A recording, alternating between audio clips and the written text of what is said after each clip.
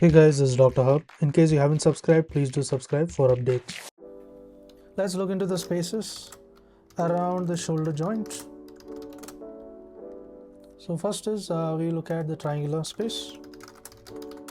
So triangular space, it includes the upper triangular, and here it includes the superior, inferior and the lateral. So superior is nothing but the teres minor, and there is posteriorly subscapularis. So teres minor posteriorly, teres minor is posteriorly, and the subscapularis, this is present anteriorly. Next is inferior. What is present? Inferior, it is nothing but the teres major is present inferiorly. So lateral will be the long head of the triceps. This is laterally.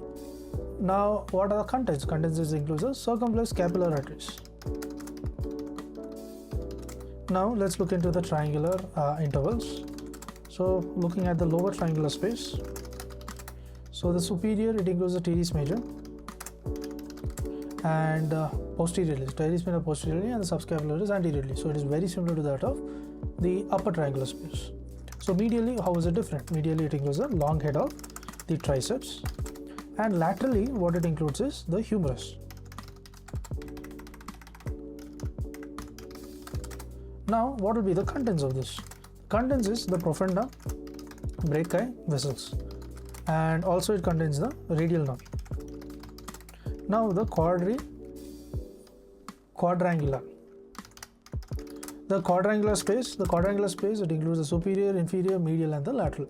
So what is the superior? Superior, it includes the teres minor, and then comes the inferior. So superiorly teres minor and inferiorly the teres major. Inferiorly the major is present. Then medially, what is present? Medially is the long head of the triceps, and laterally it presents with the surgical neck, and this is the humerus. So the contents, it includes the axillary nerve, then the posterior circumflex humeral vessels. To learn and grow daily like this, please do subscribe.